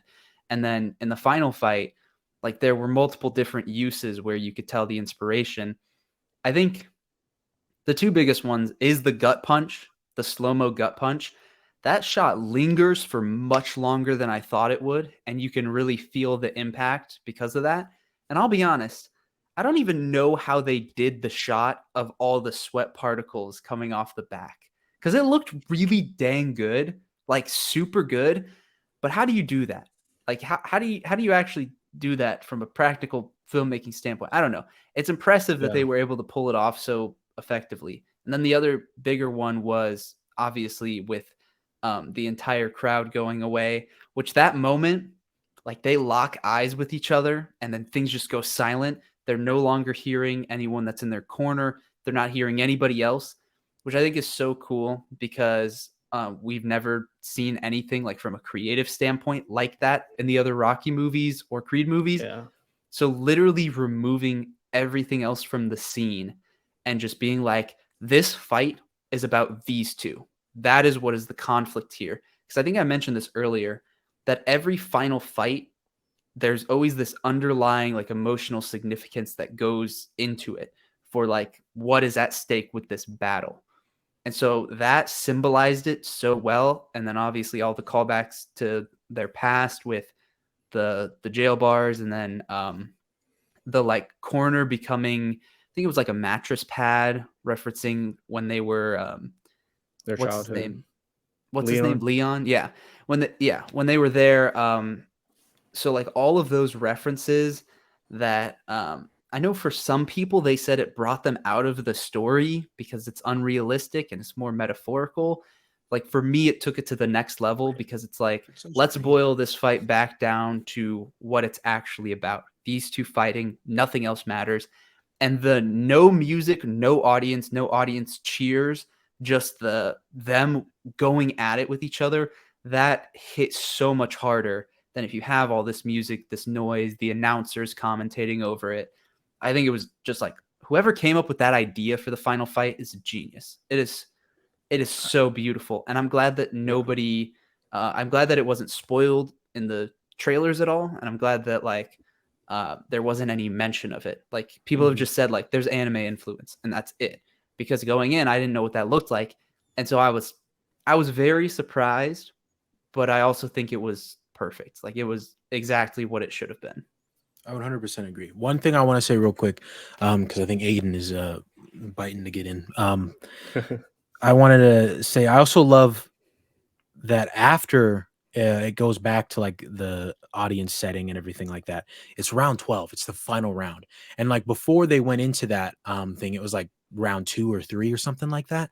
And I love that idea of it because it's like time just flew by for them. Like, because all they cared about was the other person standing across from them. It was so personal that they weren't paying attention to the rounds. Even in between rounds, they were just staring at each other. And their entire focus was on them. Time melted away. I loved that. I love the little implication of that. At first, I thought it was weird. I was like, oh my God, that one little sequence, and then now we're on the final round of the fight. Like, that's crazy. But thinking about it, I actually really love that touch of it. And I thought, like, it was such a masterfully put together scene is what I'll say. It was so well done. And obviously Ben covered it pretty well, but I just had to like, that's honestly, it's fantastic. Seriously fantastic.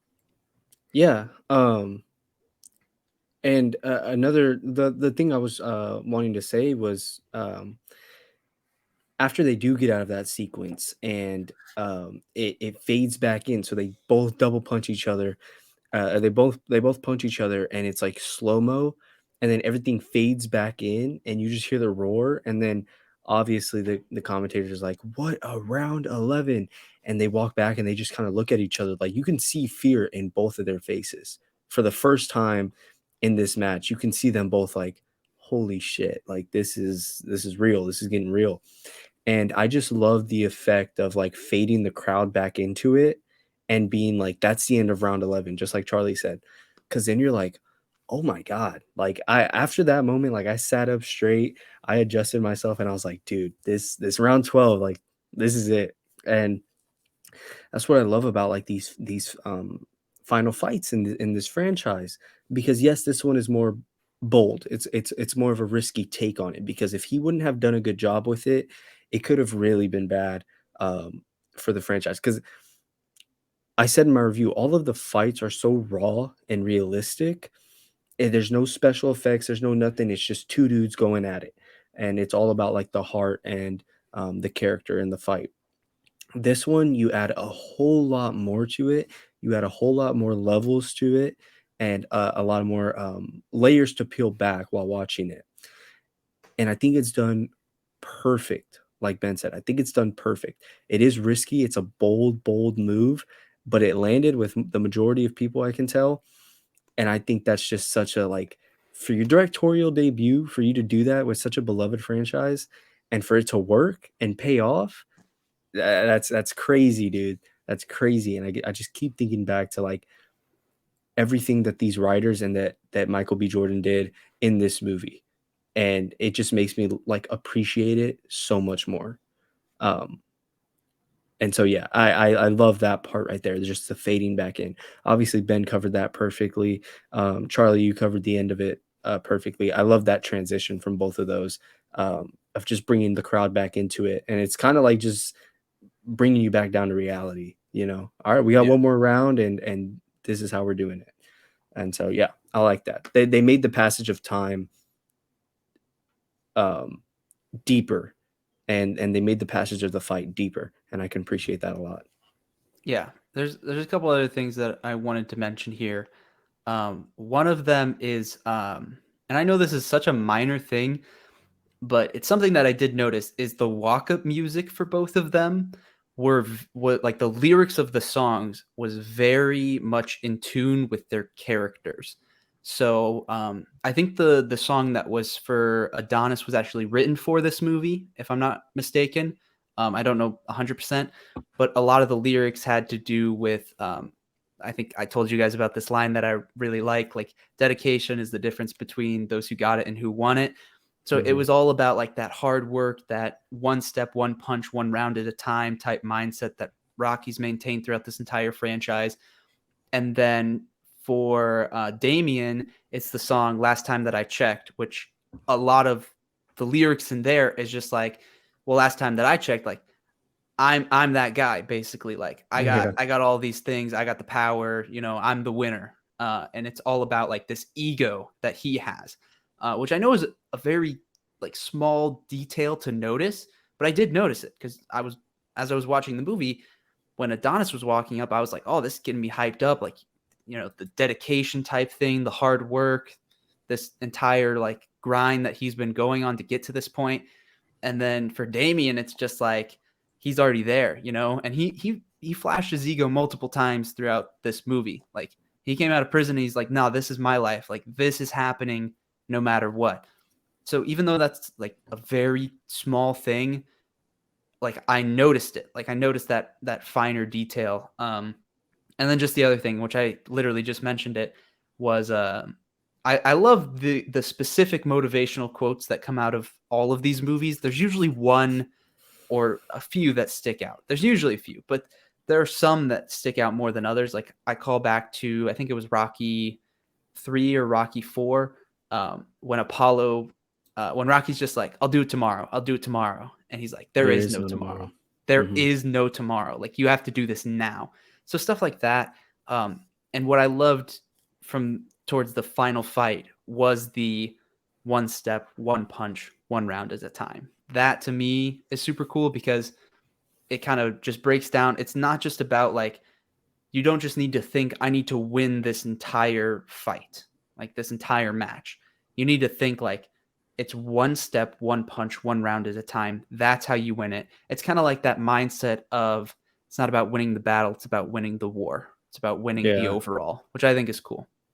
Yeah, completely agree. I also really love, even though it was in the trailer, and even though we did expect it, is what Duke says to him: walk out from whatever is and walk into whatever, walk out from whatever. I really do love that scene, or that quote from him, because it really just it brings it all in. He says, "You're out there boxing. I need you to start fighting." And then he says, "Let go of whatever was and walk into what is." And I love that so much, not only for this story, for this story and for Adonis's character, and the whole arc he goes on. And like you had mentioned it earlier, um, of just letting go of the past, and not letting it take you over anymore. Just walk away from that and deal with what's at hand now. You can't change anything about what happened in the past. You can't change anything about what already was, what was, but you can change about what is, the moment, whatever. And so I really did like that a lot, because it gives Adonis a lot here. And I just can't get over that phrase. You're out there boxing, you need to start fighting. So good, dude. Perfectly put, actually. I actually really like that line as well. Because I mean, and I thought that line specifically actually called back to like the main crux of the movie, if I'm using that word correctly. But because that's what Adonis was doing at the beginning to Leon. He was fighting, he was swinging, he wasn't boxing, And I thought it was nice because it's like the whole movie he's trying to get away from that. He's trying to not talk about that. He's trying to shut that part of him away. And then Duke tells him like, you got to access that. And it goes with the theme of the movie as well. Like I think on all the posters, it says like, you can't run from your past, which I always thought was kind of like corny. Corny. It's real corny. Like, I mean, I've heard that term so many times, so that I think they did it really well in this movie. Yeah. I think you guys are already touched on it as well, but the camera work in the final fight was phenomenal. I loved it, especially with like the camera swinging with like the uppercut, that specific shot I loved so much. And I don't watch anime either, so I didn't have any point of reference for the final fight being anime like. But then when I get out of the theater and I see like from Goku the punch where they both punch each other at the same time, because I thought that was such a sick scene too, the way that played out, the slow-mo, watching them both fall back and everything. This is so great, bro. I might actually go watch this again, bro, because it's so no, good. I'm telling you, bro, you really should, because if we weren't doing an episode on this, I probably wouldn't, just because there's so much movies I need to catch up on. But since we were doing the episode, I was like, I'll go watch it again and like kind of refresh my memory. I went in there thinking I was just gonna refresh my memory. I walked out loving this so much more, dude. So much more. So I really do like genuinely think like even if people are watching this and they've watched it already or listening to this and they've watched it already, try if you can to watch it again, whether it's now or later. Definitely do it, bro. I don't always go and rewatch movies that I've already seen in theaters. I kind of just watch them and then get my review, get my thoughts out, get everything out that I need to, and that's it. Like I said, I watched this one again because I watched it earlier this week, and I'm so glad I did, dude. It really is worth the rewatch. I promise. So Ben, that goes for you too. Ben doesn't rewatch. Nah, stuff. bro. I've watched Indiana Jones and Yeah, John bro, Wick yeah. movies. This is Mr. Busy all the time. When man. does John Okay, Wick come okay. out? Is it the fourth? When is it? 2 When weeks. does John Wick come out 20, again? 23rd. 23rd. 2 weeks. Yeah. Okay, so I got Next, 2 next weeks to week watch is 3 movies. 65 and Scream 6. Yeah, Then next the week are those, after and the is week after- Shazam. And then the week after Mhm. that Oh, is okay. is John 3 Wick. weeks. 3 weeks. Excuse me. Yeah. So yeah, it kind of sucks because my girlfriend's coming to visit next week, and I was like, yeah, we can go. We can go. Your girlfriend's visiting. That's crazy. That's what he said. He said it sucks that his girlfriend's coming. Yeah. No, That's crazy. I hope damn. she's that Well, out. I I hope might she's have. listening. I'm Yeah. sending I this might to her have worded actually. it. Yeah.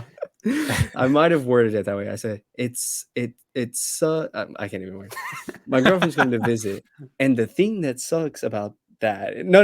My girlfriend's coming to visit. The thing that sucks is the only movie showing is 65, and I'm like, yeah, that's cool, that's fun. It'll be nice to go check out, but like, I like a week that you could have came out and watched Creed 3 when it first came out this week, or like even like the next week Shazam or whatever. But I'm hoping Well, you can watch 65 is Scream. good. Yeah, Scream and Scream too. 65 are coming out. So. Yeah, but I'm not really as excited. I'm not excited for Scream just because I haven't watched the movies, and I'm like, I don't know, I don't know. I'm always How in much it just more to can you find out do? who's playing Ghostface, like which character Yeah. is Ghostface. That's so I watch Is it as that more like of the like a crux of? whodunit. Yeah, Yeah, because Is it that, really- is that it kind of what really it is. is? I mean, Yeah. okay, Mm. I'll give it credit where credit is due. The other thing is that each one tries to be meta and like talking about movies and like sequels and prequels and reboots and stuff like that. They try to commentate on like, well, this is a sequel story, so this is like the rules of the story, and this is like what's gonna happen and whatnot. They try to be really meta, like making fun of the horror genre. But as somebody who just watched through the movies, like they make fun of it, but then they also like actually do those things. Lean So into it. they try to be ironic, but like for me, I'm like, you're literally doing it, so it doesn't work as well. But there are moments where Yeah. you're like, oh, that's kind of funny. Like the dude's watching a horror movie saying, look behind you when he should look behind him. It's like stuff like that. But you wouldn't say it's worth binging 6 movies or 5 movies or whatever in a week. No, Like and I I did with honestly Rocky. I don't think that you need to. I think there might be like a couple returning characters, but it's a pretty new story with like 5 and 6. They're starting pretty fresh. Like I watched Didn't 5 just come out a Or am I year ago, tripping? yeah. Last Dang. January, I think. Damn. So I watched 5 before I watched the first 4, which I think Charlie just said he watched 5 Yeah. as well. Interesting. And like, yeah, there Maybe were I'll watch returning 5. characters, but I still liked 5. I didn't hate it, but Yeah, I liked 5 mostly for the cast of characters. Yeah. Wasn't I Jenna was- Ortega in that one as well? Yeah, I was in Okay. it. I was in it for Huey. Huey, yeah. Yeah, Jack Jack Quaid's in Quaid. it. Yeah, I was. Wasn't in it he for him. Ghostface? I'm Or- not- or no? Why would I tell you no who? Why would I spoilers, tell you yeah. who it is? Because Why I would don't tell you who it is? care. If you're gonna watch it, I I'm think not it was gonna Jenna tell you. Ortega actually. I already knew. I already know it was him. Do you though?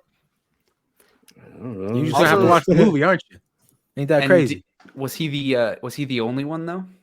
I don't know. All I saw a interview he did on a late night show, and He was spoiling movies on an interview? no, they the interviewer kind of gave a spoiler warning. And you he watched was like, it anyways. He was like, I think we can talk. Okay. Yeah, because I was like, I don't care about because I don't care about those movies. Bro, he doesn't watch anything good, bro. Like he doesn't want to watch The Walking Dead. He doesn't want to Dude, watch. fuck The Walking Dead. I will not touch The Walking Dead.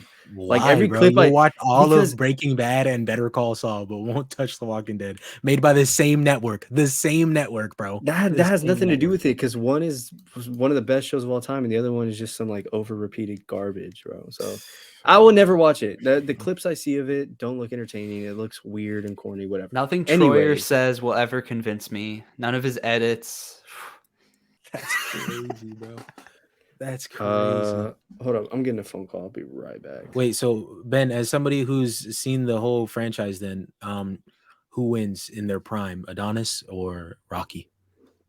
Adonis or Rocky, who wins in their prime? Yeah. That is like an impossible battle. I'm not gonna lie. Because my gut says Rocky, just because we have more history with him, and there are definitely moments in those films where like he just pulls through and his like sheer determination. Like I think some of those emotional moments hit harder. Like this final fight might be my favorite out of the entire franchise, but I think emotion wise, there are better final fights. And just like the push that he has to have within himself to overcome whatever challenge is presented, I think that happens on a greater level in some of the Rocky movies compared to this movie and just the other Creed movies. So I don't know. It's really tough. I honestly think it would go to Rocky though, if we're talking about in their prime. Uh, but I know you can't really speak to that just because you. So Aiden just up and dipped. He just left us Yeah, for this some is phone this is new call. for him. This is a new behavior for him, bro. Yeah, Honestly. I feel like we're more important. Like we were about to wrap up anyways. Like Yeah, we could have person can't wait 2 minutes. Yeah, we could have just We should wrapped end real the quick. episode without him. Okay, Go let's do ahead. it. Dude, he's still right there too. I hate this guy. This is your podcast. Okay, We all are right. ending You're right. this without him. You know what? You're right. Yeah. All right, guys. That's pretty much all we have to say for Creed 3. I say all we had to say, but this is one of our longer episodes. We had a lot of great things to say about this movie. I appreciated it. Ben appreciated it. Me more so, a little bit more so than him, which is weird to me. This is I rated it a 93. Ben put it at a 90 for some reason. He can't even explain his score because he just kind of likes to throw stuff out there for no reason. But that's okay. Aiden, Aiden's a little wishy-washy. He's probably gonna move his score again when he watches it a third time here soon. And I can't wait till he doesn't know at all what I'm saying right now. And so when he goes to edit this and he just sees or at least I'm dogging on him. Ben nodded along though too. Ben was doing it too. But yeah, so I can't wait to see this franchise continue. Ben told me I didn't know, but that they were making a Drago movie, but now I'm super excited for that.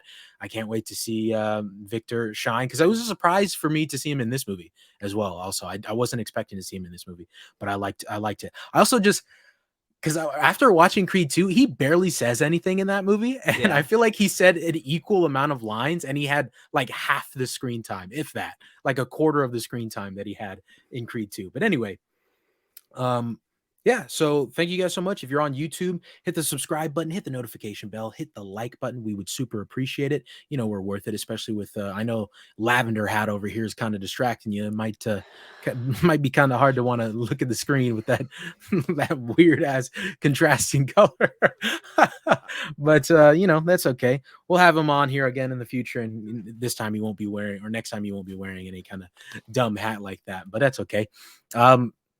And if you're on Spotify or Apple Podcasts or any other podcast listening platform, we appreciate your listen so very much. If you feel like it, drop us a rating, drop us a good rating. We're worth it.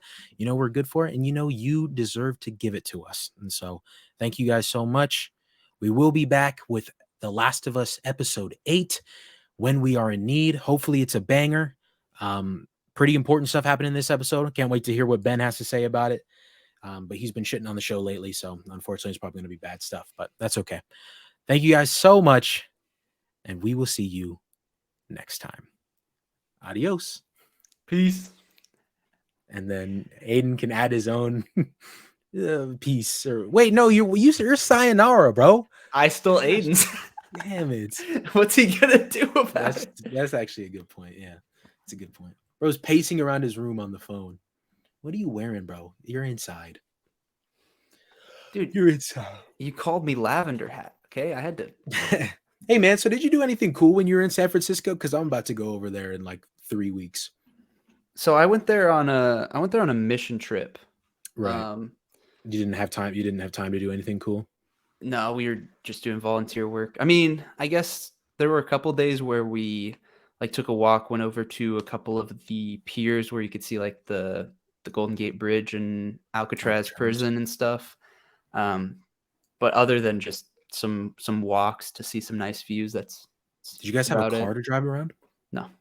Okay, I was gonna ask, like, if you did it get broken into? Because that's what I'm nervous about.